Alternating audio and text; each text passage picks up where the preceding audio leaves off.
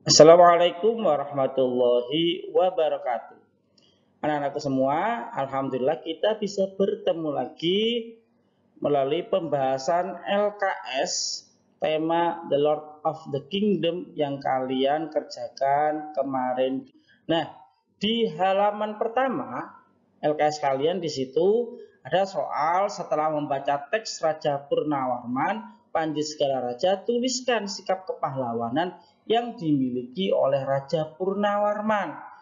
Yang bisa kita ambil dari teks itu, sikap kepahlawanannya yang pertama adalah mencintai rakyatnya. Sesuai teks yang Ustadz sorot warna hijau ini, Raja Purnawarman sangat memperhatikan kesejahteraan rakyatnya, sehingga sikap kepahlawanan yang pertama adalah mencintai rakyatnya.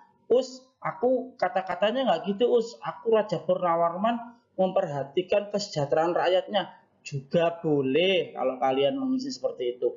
Yang kedua, kita ambil dari teks yang disorot Ustadz warna biru. Raja Purnawarman juga berani memimpin angkatan laut kerajaan Tarumanegara untuk memerangi bajak laut yang merajalela. Sehingga sikap kepahlawan yang kedua adalah berani melawan perompak atau bajak laut.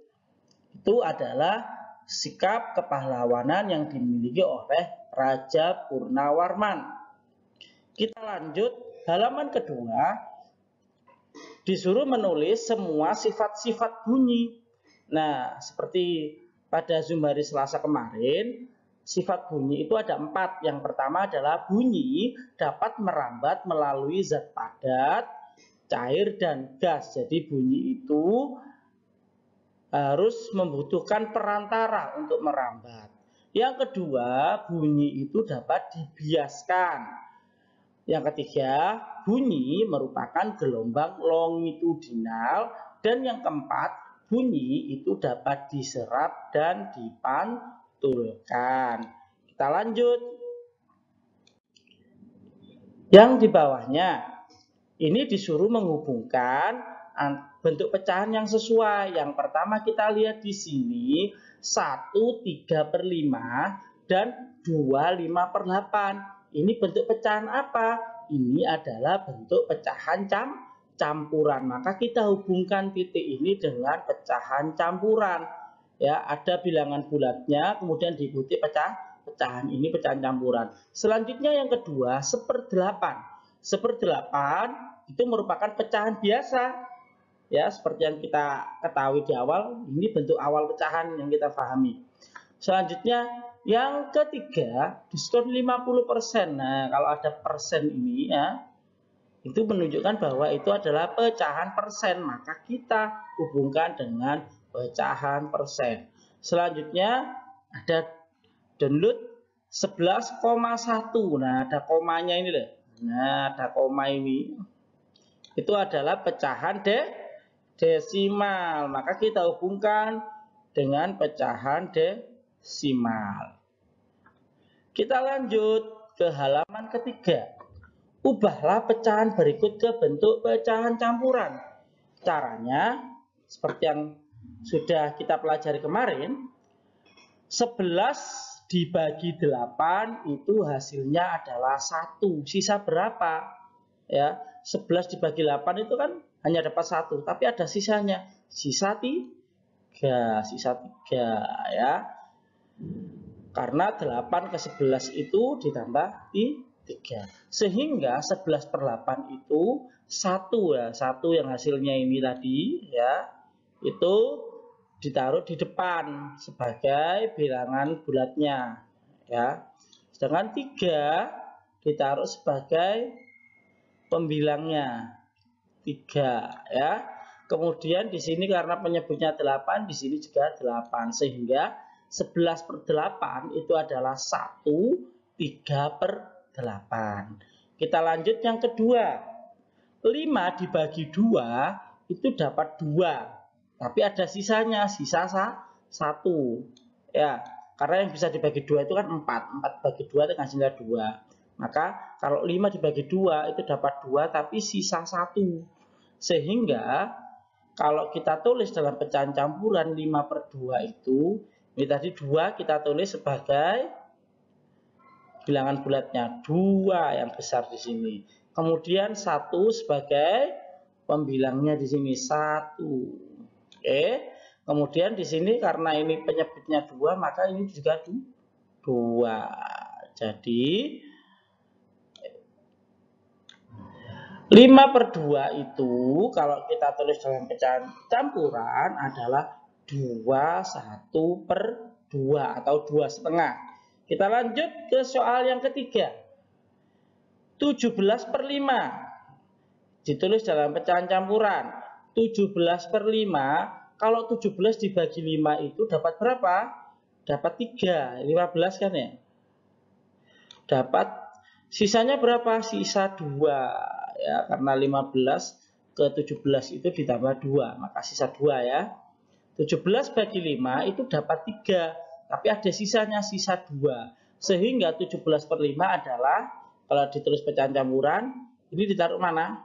3 ini ditaruh sebagai bilangan bulatnya.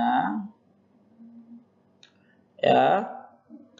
Kemudian 2 ini kita tulis sebagai pembilangnya di sini, 2 per ini 5, maka sini juga 5.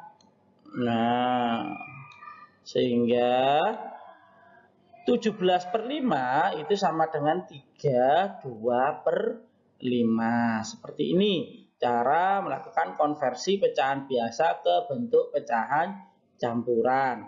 Kita lanjut yang terakhir. Ubahlah pecahan campuran berikut menjadi pecahan biasa. Seperti yang sudah diajarkan, caranya adalah di sini ada 2 sebagai bilangan bulatnya, kita kalikan dengan penyebutnya. Ya, 2 kali 4, kemudian ditambah dengan 3. 2 kali 4 ditambah 3. 2 kali 4 itu adalah 8. Ditambah 3/4. Karena apa? Karena penyebutnya 4 ini, maka ini juga 4 ya, sama. 8 ditambah 3 itu berapa? 8 tambah 3 itu 11. Dibagi 4. Maka ini hasilnya ya.